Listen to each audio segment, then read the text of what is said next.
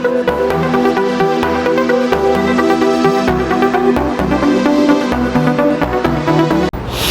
হাজার মানুষের সমাগম ঘটবে যে স্টেডিয়ামে, সেই স্টেডিয়াম হচ্ছে এই মেটলাইফ স্টেডিয়াম।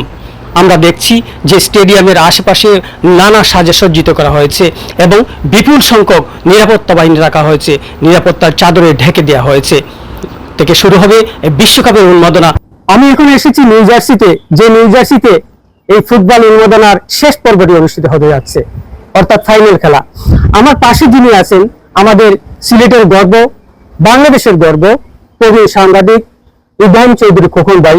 দীর্ঘদিন যাবত তিনি সিলেটে সাংবাদিকতার পর এখন আমেরিকায় আছেন। সবচেয়ে খুশির যে বিষয়টা সেটা হচ্ছে যে তিনি এবারে ওয়ার্ল্ড কাপের ফিফার স্বেচ্ছাসেবকের দায়িত্ব পেয়েছেন। 11 লক্ষ আবেদনকারীর মধ্যে তিনি হচ্ছেন ভাগ্যবান অন্যতম একজন বাংলাদেশি। আরো বাংলাদেশি কয়েকজন পেয়েছে, কিন্তু তিনি পেয়েছেন এবারে সেই ফিফার ভাগ্যবান স্বেচ্ছাসেবকদের দায়িত্ব। এখন আমরা যে ড্রেসটি দেখতে পাচ্ছি সেটা কিন্তু ফিফা দিয়েছে, ক্যাপ, জার্সি, জুতা সবকিছুই কিন্তু ফিফা থেকে পাওয়া। আগামীকাল থেকে তিনি তার দায়িত্ব পালন করবেন। আমরা এখন খোকন ভাইয়ের কাছে জানতে চাইব যে তিনি তার প্রতিক্রিয়া জানতে চাইবে যে এই যে ফিফা বিশ্বকাপ শুরু হচ্ছে, উন্মাদনা, বিশ্বকাপের এই বিশ্বজোরে সারা বিশ্বের মতো নিউ ইয়র্কে সেই বিশ্বজোরে কাঁপছে, আপনার অনুভূতি আমি জানতে চাই। অনেক ধন্যবাদ। যখন একজন মানে সাংবাদিক হিসাবে আপনার সাথে কাজ করা হয় নাই, আপনারা যখন বিখ্যাত হয়ে উঠছেন তার আগে আমাদের দেশ ছাড়া। এখন আসি বিশ্বকাপের বিষয়ে। নিউ জার্সির মতো জায়গা যেখানে অনেক ইমিগ্রেন্টরা আছেন, সেখানে একটা উত্তেজনা ইতিমধ্যে শুরু হয়েছে। নিউ ইয়র্কে, নিউ জার্সিতে আইন শৃঙ্খলা মানে পরিস্থিতির জন্য সার্বক্ষণিক নজরে চলে আসছে। প্রচুর হাজার হাজার লোক, লক্ষ লোকের ইতিমধ্যে ঢল আসা শুরু হয়েছে। কোনো হোটেলে কোনো জায়গায় জায়গা নাই।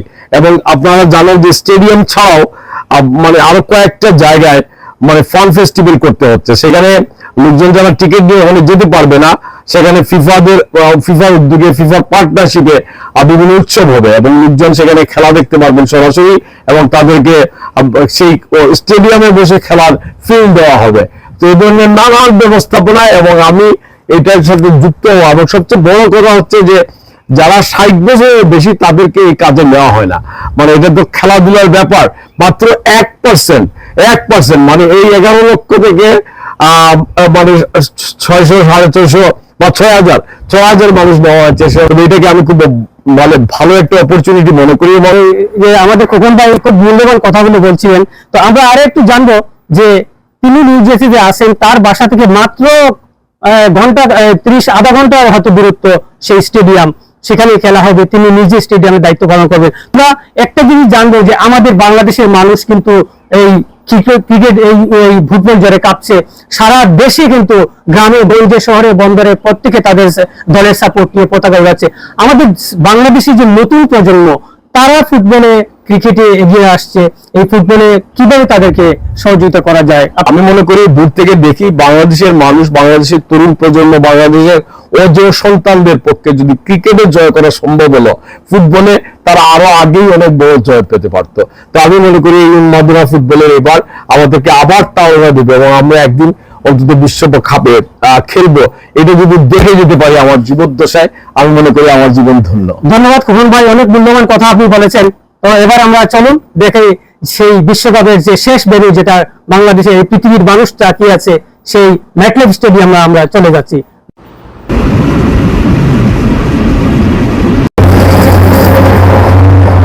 বিশ্বকাপ ফুটবলের উন্মাদনা শুরু হয়েছে যুক্তরাষ্ট্র সহ গোটা বিশ্বে।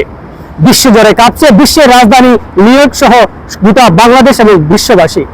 আগামী 19 জুলাই যে ফাইনাল অনুষ্ঠিত হবে, শেষ খেলা ফুটবল ফিফার, সেটা হচ্ছে এই স্টেডিয়ামে, এই মেটলাইফ স্টেডিয়ামে 82,500 দর্শক একসাথে বসে খেলা উপভোগ করবেন, এবং এই খেলার মধ্য দিয়েই বিশ্বকাপের যে উন্মাদনা শেষ হবে। শাহ মুজিবুর রহমান, যখন, নিউ জার্সি, নিউ ইয়র্ক, যুক্তরাষ্ট্র।